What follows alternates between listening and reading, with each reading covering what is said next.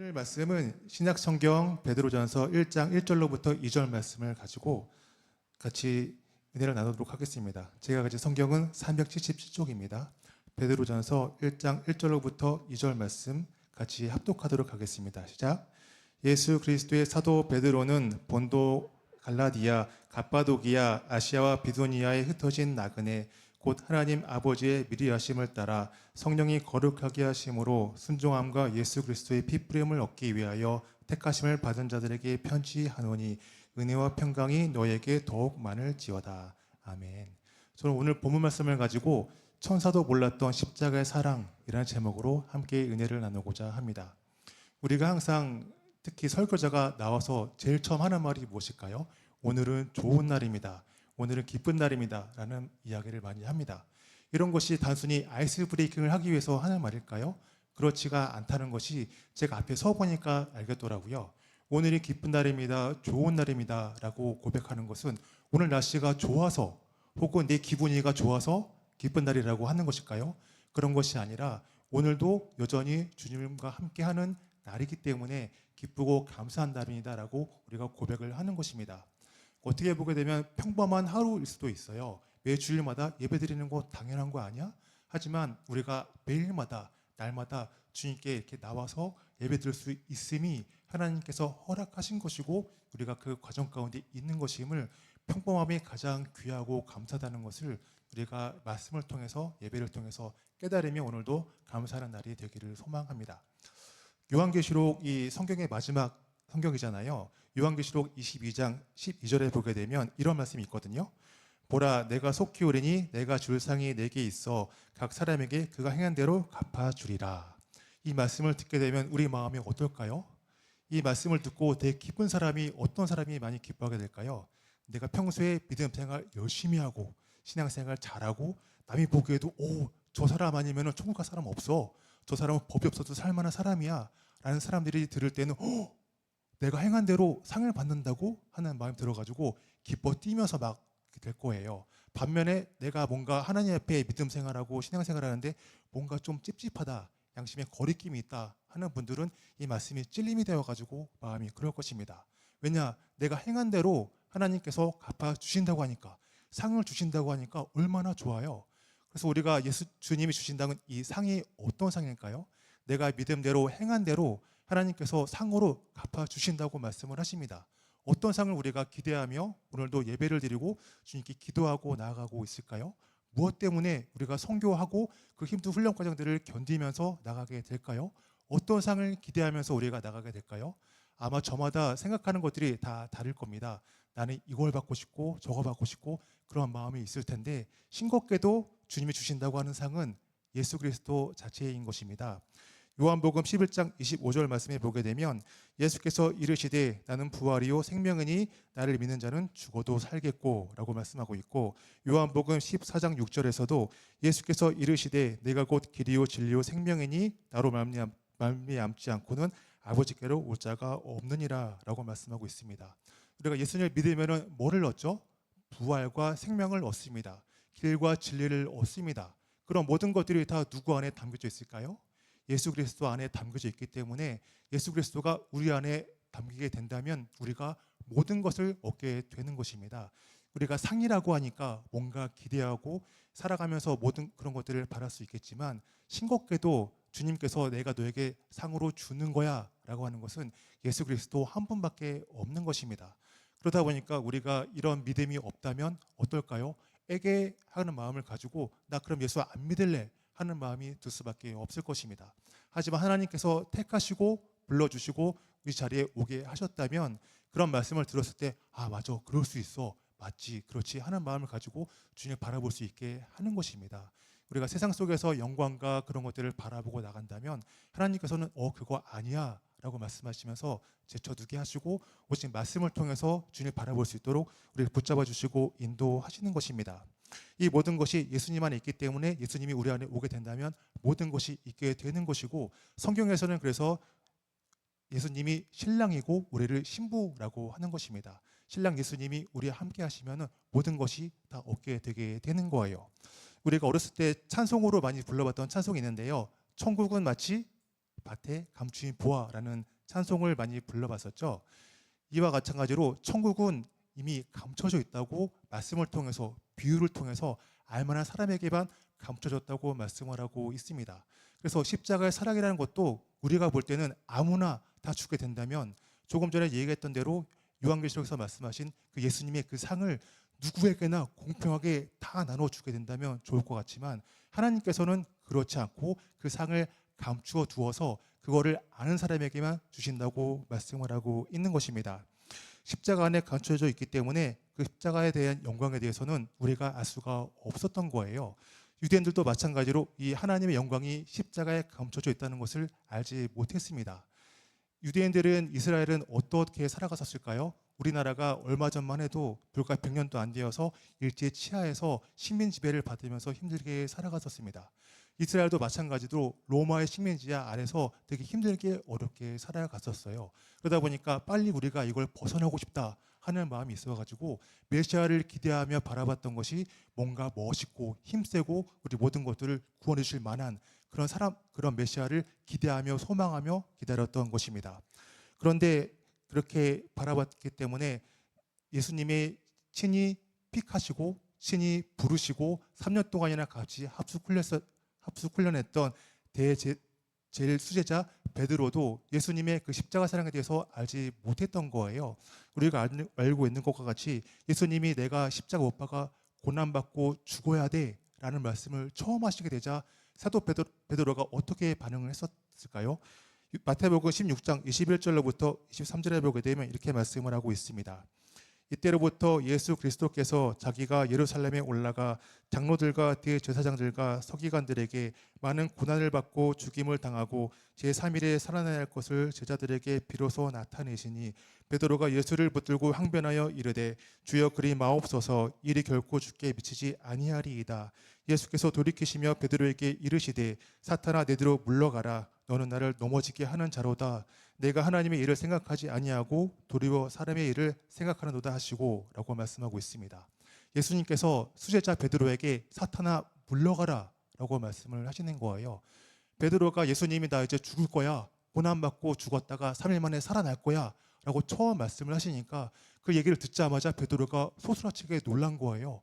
아니 내가 그동안 예수님 3년 동안 따라다니면서 했던 건데 다 된 밥에 재 뿌린다고? 공든탑이 무너지는 거 아니야? 하는 마음이 들어가지고 그냥 바로 얘기를 하는 거예요. 예수님 안 됩니다. 그렇게 안 될 거예요. 안 돼요. 라고 이야기를 하는 겁니다. 우리가 들을 때는 이게 아주 당연하게 여겨집니다. 스승과 제자 사이에서 스승이 죽는다고 하는데 그걸 보고 안녕히 가세요. 잘 가세요. 그동안 고마웠습니다. 라고 할 사람은 없는 거예요.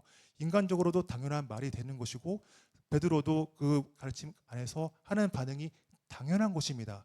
인간적이고 당연한 것이고 보통 일반적인 반응인데, 예수님께서는 이를 말씀을 하시니까 참 기특하다. 네가 참 내가 생각하는 거는 너밖에 없어. 네가 이렇게 나서가지고 나를 두둔해주고 아껴주니까 참 고맙다 하시는 것이 아니라 사탄아 물러가라 라고 희한한 말씀을 하시게 되는 것입니다. 즉 이와 마찬가지로 하나님의 일과 사람의 일, 사탄의 일이 다르다는 것을 말씀하고 있는 거예요. 예수 그리스도의 십자가로 나타나는 하늘의 영광에는 베드로조차도, 수제자 베드로도 몰랐던 것입니다. 베드로전서 1장 11절 말씀에 보게 되면 이 섬긴 바가 자기를 위한 것이 아니요 너희를 위한 것임이 계시로 알게 되었으니 이것은 하늘로부터 보내신 성령을 힘입어 복음을 전하는 자들로 이제 너에게 알린 것이요 천사들도 살펴보기를 원하는 것이니라. 아멘. 천사들도 몰랐고 심지어 마귀도 몰랐습니다. 마귀도 몰랐기 때문에 예수님 십자가 못 박아서 죽게 되었죠. 마귀가 진작에 알았다면, 스포일러를 해서 미리 알았다면 예수님 십자가에 달리지 않도록 죽어라 길을 쓰고 말렸을 거예요. 예수님의 십자가의 사랑에 대한 복음에 대한 것은 천사도 몰랐고 마귀도 몰랐던 것입니다. 천사가 어떤 존재인가요? 하나님의 곁에서 하나님의 일을 수종주는 천사였습니다. 모든 것들을 옆에서 우편배달부처럼 전달하고 얘기하고 지켜보면서 다 봐왔던 거예요. 이스라엘 민족들이 어땠었나요? 하나님 말씀하신 모든 것들은 순종하지 아니하고 다 거역했습니다. 애굽에서 말씀하신 것도 다 불순종했고 약속의 땅 가나안 땅에 들어가서도 전부 다 우상 숭배하면서 거절했고 그래가지고 결국 나라가 다 망해버리게 되었어요. 북이스라엘은 아수르에 망하고 남유다는 바벨론에 망하게 되면서 완전히 나라가 망하게 되었습니다. 이처럼 하나님의 말씀을 청개구리와 같이 하라는 것들은 안 하고 하지 말라는 것들은 하면서 이렇게 나쁜 마음을 가지고 나가는 이스라엘 백성들을 보게 되면서 천사들도 이렇게 생각했었을 거예요. 아, 진짜 답이 없다 얘네들은. 어떻게 얘네들 가지고 하나님이 구원하신다고, 참 내가 봐도 이거 답이 없고 힘들겠는데? 라고 생각했는데 천사들도 모르고 마가들도 모르고 수제자 베드로도 몰랐던 그 사랑이 어떻게 이루어지게 되었느냐. 전능하신 하나님께서 사랑하는 아들로 오시고 죄가 없으신 예수님께서 우리의 죄를 담당하시고 십자가에 돌아가시로 말미암아 우리의 죄를 청산해 주셔가지고 우리를 구원에 이르게 하신 거예요. 이런 것들은 베드로도 알 수가 없었고 천사도 몰랐고 마귀도 몰랐고 그 아무도 알 수가 없었던 것이었습니다. 그래서 베드로전서 1장 8절로부터 9절에 보게 되면 예수를 너희가 보지 못하였으나 사랑하는도다. 이제 또 보지 못하나 믿고 말할 수 없는 영광스러운 즐거움으로 기뻐하니 믿음의 결국 곧 영원 구원을 받음이라. 즉 우리의 믿음의 결국은 영혼의 구원을 하나님께서 십자가에 달려 돌아가심으로 그런 모든 것들을 이루어내시게 되었던 것입니다. 우리가 하나님 앞에서 십자가에 달려 돌아가신 예수님과 같은 그 길을 걸어갈 수가 있을까요? 우리가 과연 복을 받는 것이 좋을까요? 저주를 받는 것이 좋을까요? 어떤 것이 좋을까요? 우리 순봉중동교회는 누가 제일 대빵 목사님이시죠? 김경훈 이 목사님을 통해서 우리 순봉중동교회가 이끌어가고 있습니다. 그다음 우리 청년대학부는 누구를 통해서 믿음을 이어받고 있죠? 안혁의 목사님을 통해서 우리가 믿음의 유산으로 받아가지고 흘러가고 있습니다.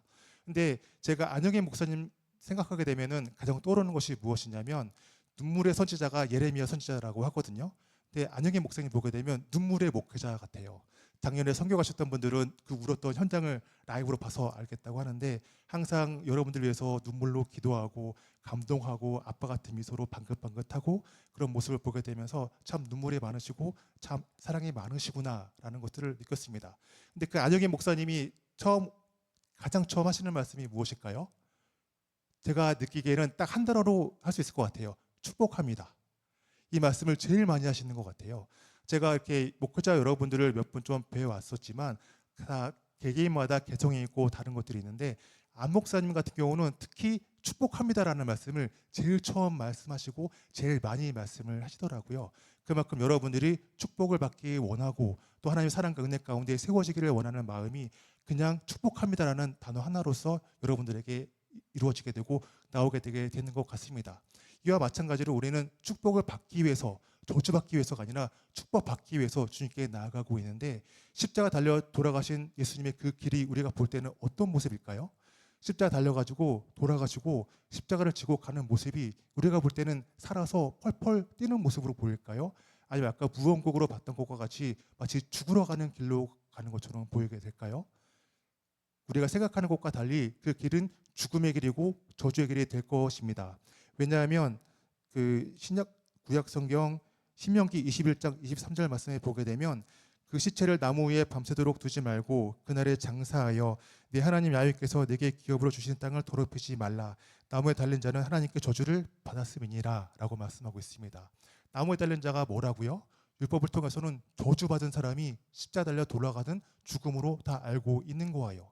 그렇기 때문에 예수님이 십자가 달려서 돌아가신다? 저거 저주받은 죽음이네? 수치된 죽음이네? 그런 것이기 때문에 우리가 볼 때는 정작 그 길을 따라가고 싶은 마음이 안 드는 것이고 저주받고 모욕적이고 말도 안 되는 죽음으로 보이게 되는 것입니다. 세상 사람들이 보기에는 그 길이 죽음의 길이고 우리가 가고 싶지 않은 길이고 원망의 길이고 절대 그 길로는 가고 싶지 않은 그 길이 될 수밖에 없는 거예요. 그런데 하나님의 사랑은 그렇지가 않은 것입니다. 우리가 볼 때는 인간적인 모습으로 볼 때는 그 길이 저주받은 길이고 절대 가고 싶지 않은 모습이지만 그런 모든 것들은 마귀가 복과 저주를 거꾸로 알 수 있도록 우리의 마음을 흔들었기 때문에 우리가 그렇게 받아볼 수밖에 없는 거예요. 베드로조차 뭐라고 했었나요? 예수님께 십자가에 못 박아 죽으면 안 됩니다 라고 고백을 했었어요. 하나님의 일이 무엇이냐면 십자가 달려서 죽는 것이 하나님의 일이었습니다. 근데 베드로는 뭐라고 얘기를 했죠? 안 됩니다. 실패하면 안 돼요. 죽으면 안 됩니다. 라고 이야기를 했어요. 이것이 뭐예요? 하나님을 넘어지게 하는 일이고 사탄의 일이고 사람의 일이라고 말씀을 하고 있습니다. 이와 마찬가지로 예수님의 일은 하나님이 작정하신 일은 내가 죽는 길인데 우리가 인간적인 마음이 있으니까 또 여지껏 해왔던 모든 것들이 물거품이 되면 안 되니까 그런 마음이 들어가지고 안 됩니다 라고 했는데, 그것이 뭐가 되는 거예요? 우리는 진짜 좋은 마음을 가지고 사랑하는 마음을 가지고 주님께 그런 마음을 가지고 나갔지만 그 이야기가 오히려 하나님께는 사탄의 일이 되게 되는 거예요. 나도 모르게 하나님의 일을 한다고 나갔지만 그게 뭐가 되는 거예요? 사탄의 앞잡이 노릇을 하게 될 수도 있는 것입니다. 그렇기 때문에 우리가 항상 말씀의 거울을 비춰보아서 내가 주님을 믿는다고 나가게 되지만 그 길이 진짜 십자가의 죽음의 길로 가는 것인지, 아니면 세상 사람들이 보기에 멋있고 근사하고 그 길을 흉내내면서 가고 있는 것인지 마음에 손을 얹고 되돌아보가 되는 거예요. 그렇지 않으면 베드로가 했던 것 같이 그대로 주님의 일을 생각한다고 하면서 인간적인 생각으로 사랑의 마음을 가지고 나간다고 하지만 결국 사탄 일이 되어서 하나님을 넘어뜨리게 하는 그런 일이 될 수도 있게 되는 것입니다. 그래서 베드로가 이렇게 예수님을 3번이나 저주하고 부인하고 맹세했었지만 이런 베드로조차 예수님이 부활하셔가지고 다시 찾아오시게 되니까, 성령님이 내 안에 들어오게 되니까 드디어 십자가의 그 사랑을 깨닫게 되게 되었던 거예요. 오늘 본문 말씀 베드로전서 1장 1절에 보게 되면 예수 그리스도의 사도 베드로는 본도, 갈라디아, 갑바도기아, 아시아와 비두니아에 흩어진 나그네라고 말씀하고 있습니다. 여기 보니까 끝에 흩어진 나그네라고 나오는데요. 이것이 곧 성도의 별명이에요. 나그네, 이방인과 나그네가 우리 성도로서 걸어갈 길이 되는 것입니다. 믿음의 선조들은 전부 다 이 세상을 살아갈 때 이방인과 나그네로 살아갔어요. 이 땅에서 천년만년 살 것처럼 살아가지 않고 우리가 어차피 잠깐 왔다가 7, 80년 잠깐 왔다가 금방 다시 천국으로 본향으로 갑니다 하는 마음을 가지고 여기에 미련을 두고 살아가는 것이 아니라 이방인과 나그네로 살아왔다가 그냥 그대로 돌아갔던 거예요. 근데 보니까 흩어진 나그네라고 말씀을 하고 있는 것이거든요. 나그네긴 나그네인데 왜 흩어졌을까요? 그 이유는 핍박을 받았기 때문에 어쩔 수 없이 흩어지게 된 거예요.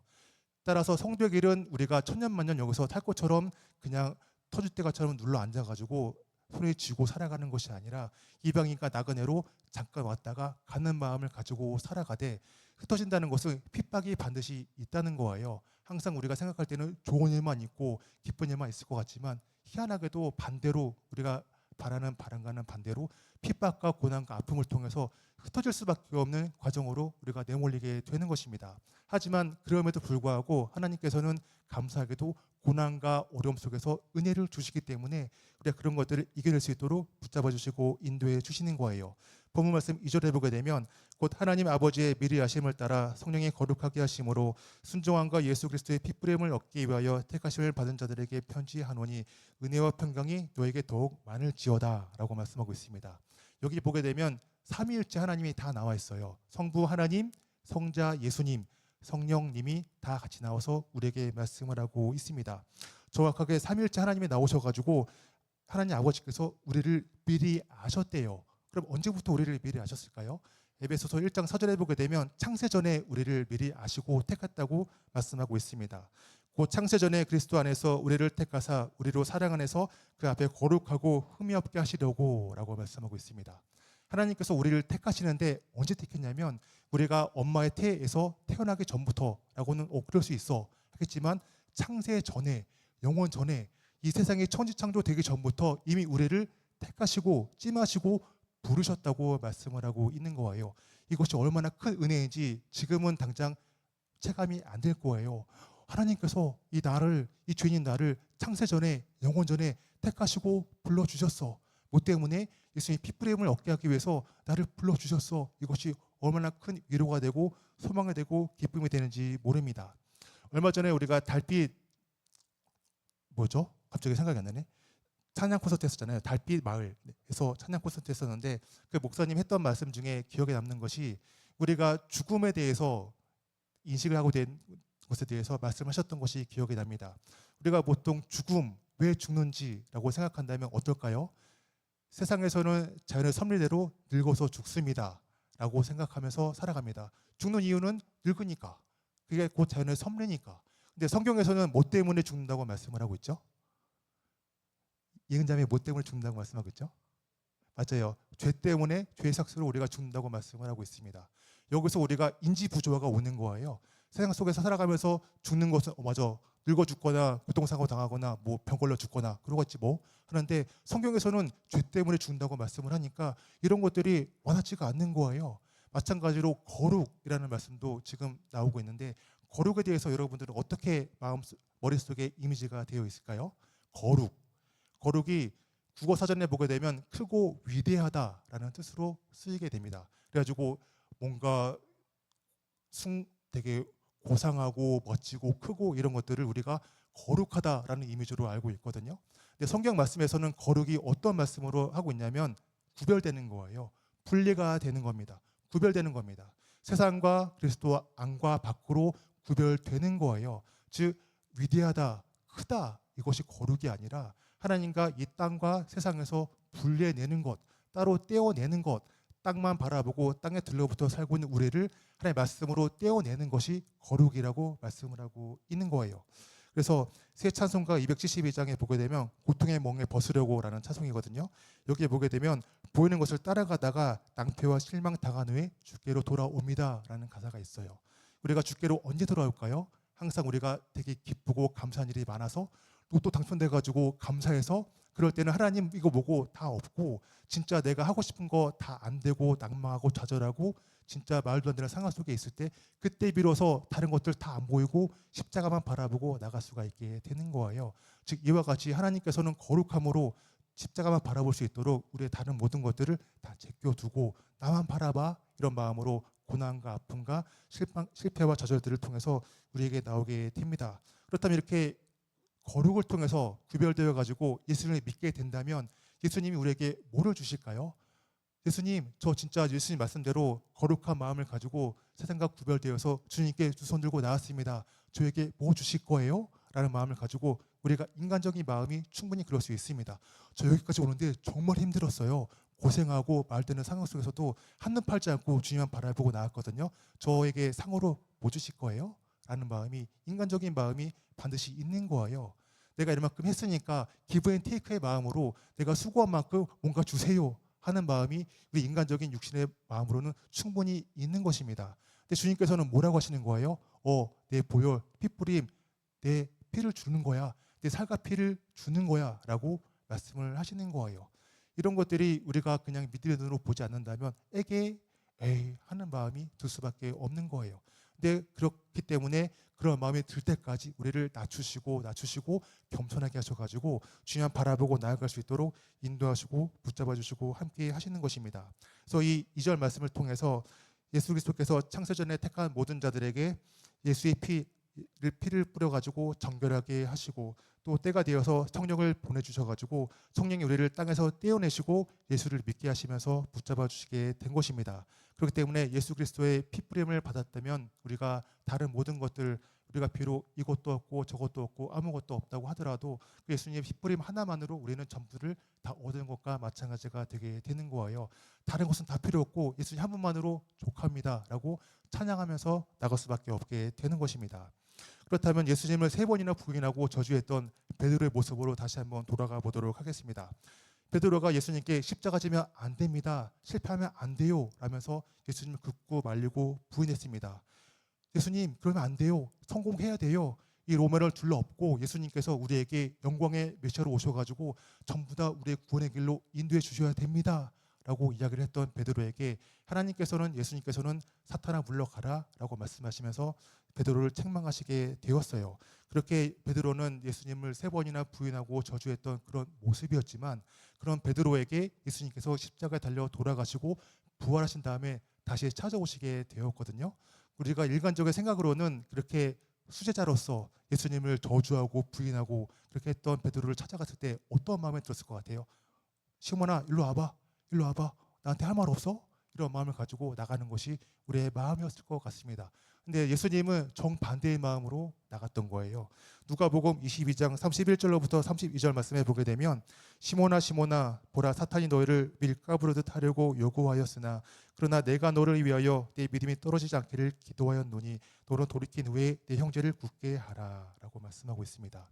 여기 보게 되니까 31절에서 사탄이 너희를 밀가부르듯 하듯이 한다고 말씀하고 있어요. 베드로도 그렇게 하고 싶어서 저주하고 맹세하고 부인했을까요? 그렇지가 않은 거예요. 사탄이 밀가부르듯이 완전히 앞으로 치침 뒤로 치침 하고 막 굴리고 좌우로 굴리고 유혹하고 미혹하고 하는 것을 예수님이 몰랐을까요? 다 아신 겁니다. 네가 이렇게 나에게 청개구리하고 불순종하고 마음 아프게 하고 뭐 했었던 거 내가 다 알아. 네가 연약한 거 다 알아. 사탄이 충동하고 했던 것도 있었고 여러 가지 그런 것들 다 알아. 그러니까 내가 너에게 뭐라고요? 너의 믿음이 떨어지지 않기 위해서 내가 너를 위해서 기도할 거야 라고 말씀을 하시는 겁니다. 이런 것들이 우리 인간적인 믿음으로는 할 수 있을까요? 결코 안 될 거예요. 그래서 우리가 기도할 때 어떤 마음을 가지고 기도를 해야 될까요? 하나님, 저 이거 부족해요. 이거 해주세요.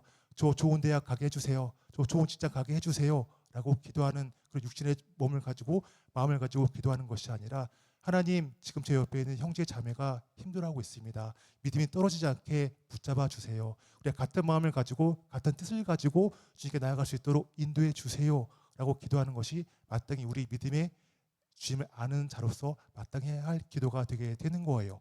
눈에 보이는 모든 것들은 어차피 베드로서에 보게 되면 불에 다 없어져 가지고 사라지고 없어지게 되는 것이거든요.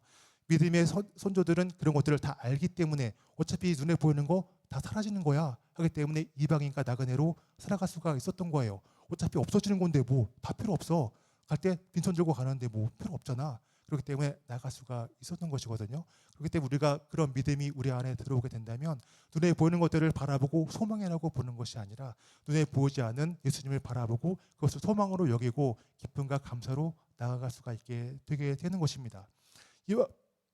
이와 마찬가지로 천사도 몰랐고 마귀도 몰랐고 수제자 베드로도 몰랐던 이 십자가에 숨겨진 사랑이 예수님이 십자가에 돌아가시고 부활하시고 성령님 우리 안에 보내주시니까 우리가 그 사랑을 비로소 알게 되었던 거예요. 숨겨지고 감춰졌던 그 비밀들이 감추인 보화가 드디어 나오게 되게 된 것입니다. 근데 안타깝게도 이런 것들이 모든 사람에게 보여주신 것이 아니라 창세전에 택하시고 불러준 사람들에게만 불러주시고 함께하시고 인도하신다는 거예요. 그래서 여러분들이 지금 예배자리에 나왔다는 것은 하나님께서 창세전에 다 택하시고 불러주시고 예배자리에 함께 하셨기 때문에 그런 믿음을 가지고 나아가는 우리 청년대학부가 되기를 소망합니다. 기도하겠습니다.